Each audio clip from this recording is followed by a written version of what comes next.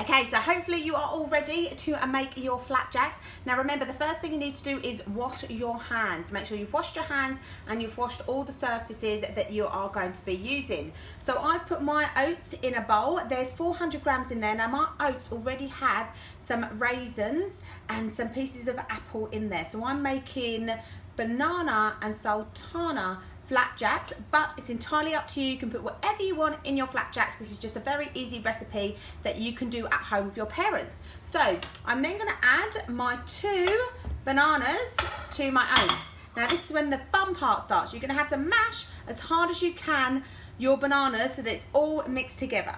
So let's just give it a go.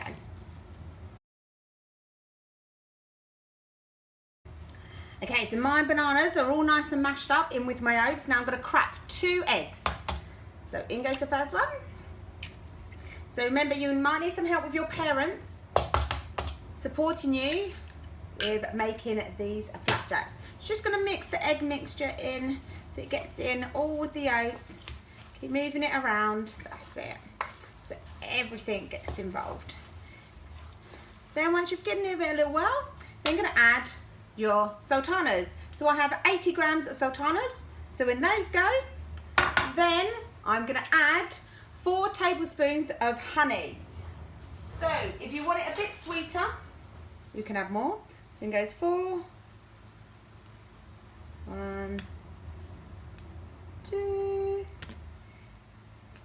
3, 4. Okay, so all of that is now in. Now it's time to mix it all together.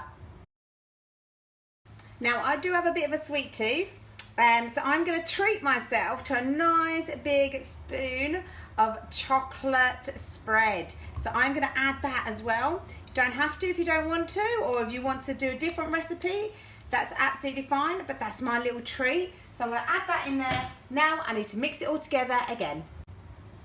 Okay, once all your mixture is all mixed together, and it's very nice, you need to get your grease-proof tray. So this is already grease-proofed, and now what you need to do is you need to pour all your mixture into your tray.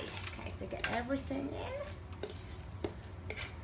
Remember, try not to lick the spoon or anything because it's got eggs and they haven't been cooked, and I don't want anyone getting a poorly tummy. So spread it out a bit. Now my tray's a bit big, so I'm just going to show you. I'm only going to go to halfway. So I'm going to push them together and flatten them down. You don't have to, you can fill the whole tray, but I like mine to be a little bit bigger, a little bit crunchy. So we're going to push that all like this, and that's how I'm going to have my flapjacks look. Now make sure your parents are helping you, or supervising, or someone older is, because you do need to make sure the oven is turned on. Okay, and they cook for about 15 to 20 minutes. So once you've done that, all you're going to do is pop them in the oven for 15 to 20 minutes, and then we will see how they turn out. So when the 15 minutes is up, make sure you use an oven glove and take the flapjacks out of the oven, and there you go. So just wait for them to cool, and then you can divide them up however you want to.